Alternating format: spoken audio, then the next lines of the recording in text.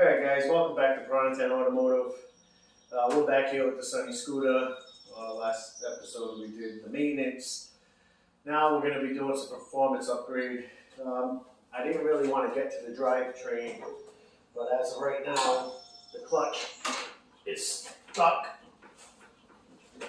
So I guess we're going to be putting the performance clutch in here and checking it out. I did run on a more straightaway, got up to 43 miles an hour. Let's see if the performance clutch can change this, and let's get this thing back in neutral. So let's get to work.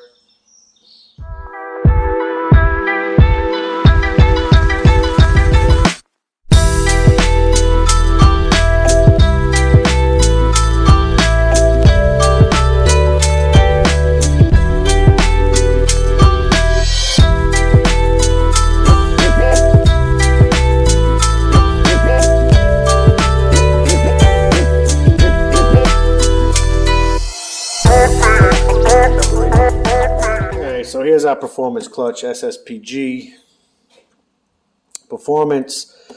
Let me know what you think in the comments. Is this a good, performance clutch? I also got a new contra spring. This is a stock spring. The contra spring that comes in here is going to be rated for 1500 RPMs. I don't know if that's going to be too high for a stock motor. And the clutch springs themselves are going to be rated for 1000. So let's unbox this and take a look at it. Alright, so here's our new clutch here. New clutch assembly again, the contra spring here, or torque spring, however you want to refer it. This one's rated for 1500 RPMs. I am going to install this one and see how the bike performs, but I do have the stock. I believe it's going to be 1000 RPMs, 800 for this contra spring. Let me know in the comments down below. And there's our new bell housing. So looks pretty cool. So let's get this bike disassembled and see what's going on with the old clutch and why it failed. Alright, so let's get these 8mm bolts out of the way and let's get this drive cover off and see why this clutch failed.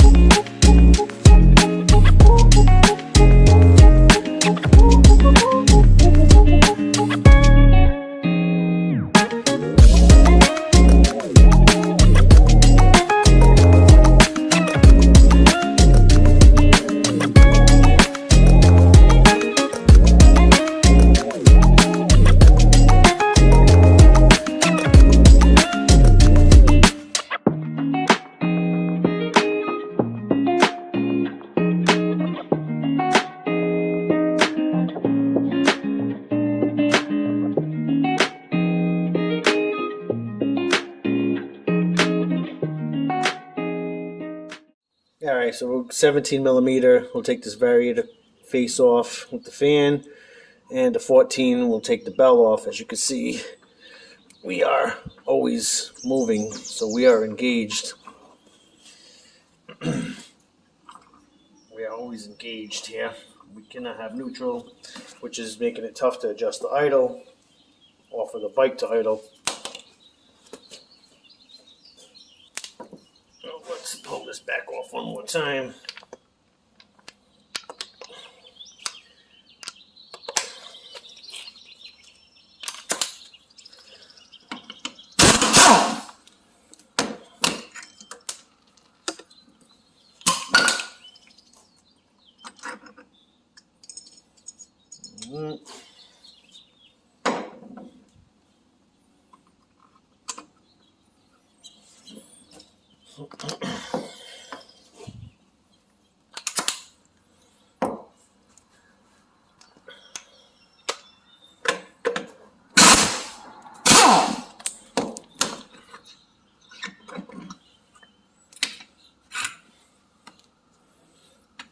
Don't want to open this up out of scene, so let's see what happens here.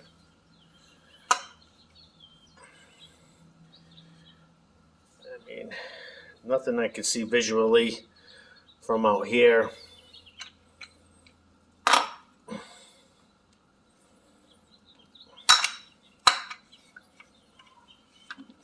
But as you can see, it is definitely always engaged.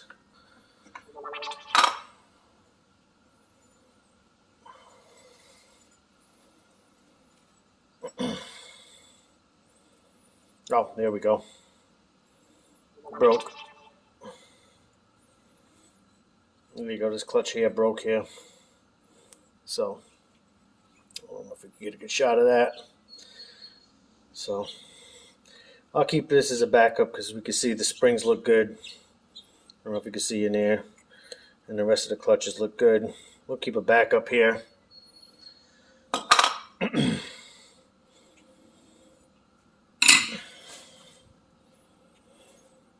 All right, and I also just wanted to point out that on the last episode I made a few markers here, and as you can see, we rubbed them pretty much all the way out. So the belt is riding all the way to the end. I mean, so I'm getting top speed out of this thing. I don't think I'm going to get much more out of it, but we'll continue upgrading and see what else we can get. All right, so just by looking at them, you really can't tell much of a difference. So like I said, these springs are going to be rated, these clutch springs are going to be rated for 1,000 RPM, so they're not going to engage until 1,000, which will allow me to raise the idle of the bike a little bit. And the contra spring also, I believe this is like 800 to 1,000, and this one's going to be 1,500. So I'm going to leave the stock, the 1,500 in here RPM. If I feel like the bike is too, laggy, I will install a stock contra spring. And then you got this, fanned out bell housing. Maybe it keeps the clutch a little cooler. So let's get this in the bike and see what we got. All right, so we're going to install the belt here. I can feel the tension is a lot greater on this new contra spring. So let's get this. Let's try to get this in position first, and then we'll twist and pull up. And the closer you get the belt to sit in the center here, the easier it will be to put on the pulley. All right. So we got it seated pretty much all the way. We'll hold it here and bring it over to the bike. All right, so our next step would be to get a new variator. And I do have weights, but I'm going to keep the stock weights for now. And see how she performs before I start messing with this. I'm looking for top speed, so I want to go heavier on the weights. If you're looking for, quicker 0 to 30s, you want to go lighter on the weights. So you got to find that happy medium. if you want an all-around drive. So playing with the weights, I'll do in future episodes. Again, I didn't want to make this performance upgrade, but it failed on me not too long after I adjusted due to all the maintenance. So again, with the variator belt far in as it can go, it'll be easier to get it on the clutch as far in as it can go. It'll be easier to get on the sleeve, the variator sleeve.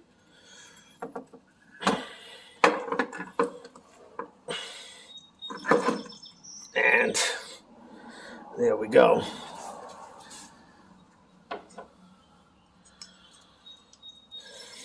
Now we want to make sure our variator cover goes all the way back to the sleeve. You should hear it hitting metal to metal, so we know we're not pinching the belt. Make sure you got your fan and your kick ring here on. Tighten it all by hand.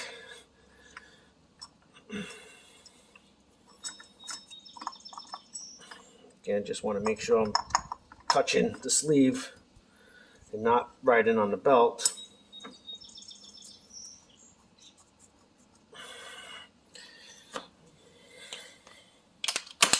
And we'll just give it a little blast on. Nope, I'm not going to do that yet. Let's get the belt housing onto the bike here. Let's get our 14 started. All right. Now, I want to get it all the way as tight as I can. Make sure I'm not pinching the belt.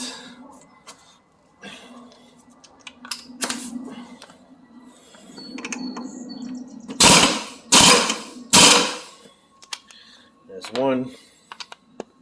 Don't over tighten it, you don't want to break it.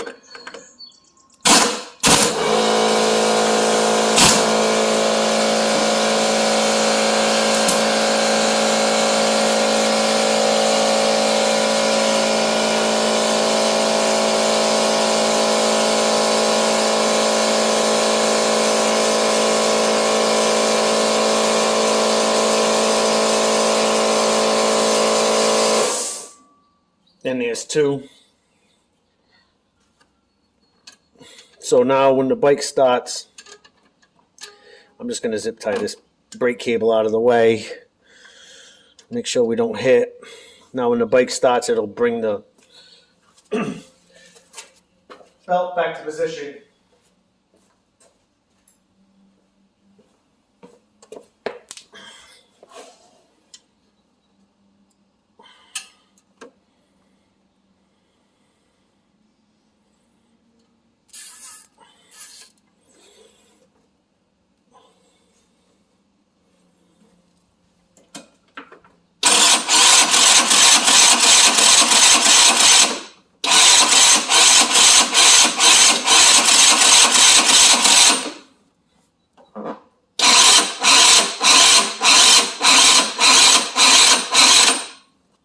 Sounds like my starter's starting to go.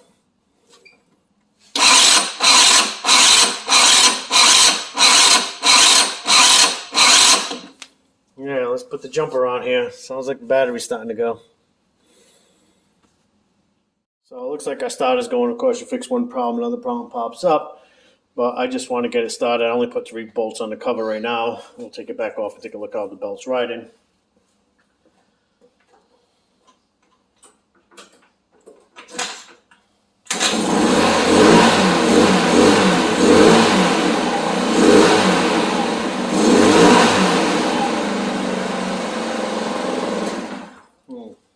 All right, let's take that cover back off and check this belt. All right, so it looks like it's riding pretty good, pretty much at the top here. And we are pretty close to the bottom here. And as you can see, let's push that starter back in. We are not catching the wheel now. The wheel's moving freely. So we'll put this all back together 100%. Looks like I'll have to kickstart it for a little while. It's starting right up on the kickstart, so I'm not going to worry about it too much. I want to do other upgrades like the variator soon. Um, I'll have to readjust the idle because I was playing with the idle when the clutch broke. But other than that, we'll take it for a ride and get another top speed and see if this changed any. You know, do I have to change the contra spring in the back, torque spring, and make it a little lighter? But we'll get this cover back on, all these lines back up, brake lines, and drain hoses for the fuel, and we'll take it for a little ride and we'll get our top speed, see if it changed. Alright, so I took the same run as before, and as you can see, the top speed didn't change by much, 43. I'm not going to worry about points. I don't know how accurate this app is. I am feeling like the 1500 contra spring is working for this vehicle. I feel like it's giving me a little bit more power going uphill. Usually I, even out uphill, but I'm constantly gaining power, so I'm going to leave that contra spring in. The 1000 RPM clutch springs I have a lot of play here at the throttle before it kicks in. So what I'm going to do is I'm going to put the bike on the ground and I'm going to raise the idle till it's about to take off and then bring it down just a touch. So let's get in here and let's do that now before we close out this video. Alright, so I'm not going to mess with my air fuel mixture. I am just going to mess with the idle. I believe my air fuel is just fine the way it is. So key on. So I have a lot of play before I actually take off. So I'm going to remove some of that by raising my idle.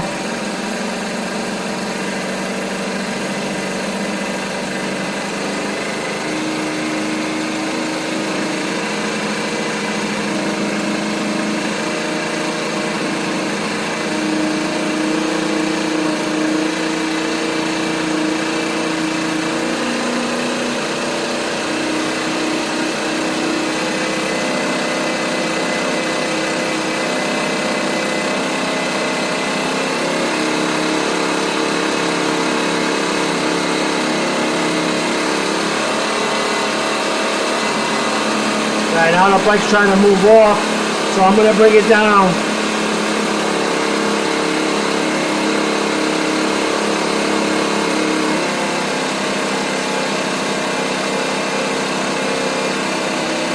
So about there.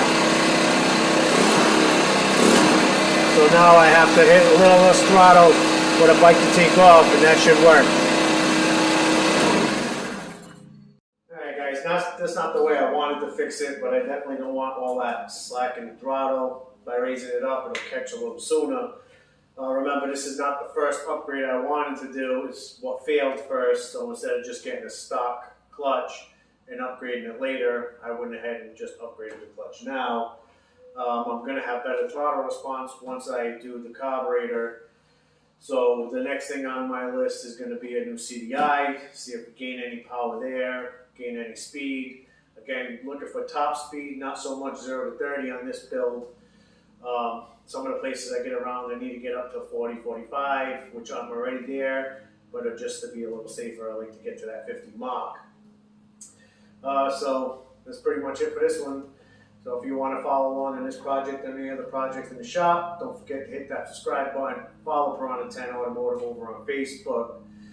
Leave me in the comments down below. Let me know what you think. If you like what I do, give me a thumbs up. If you don't, give me a thumbs down.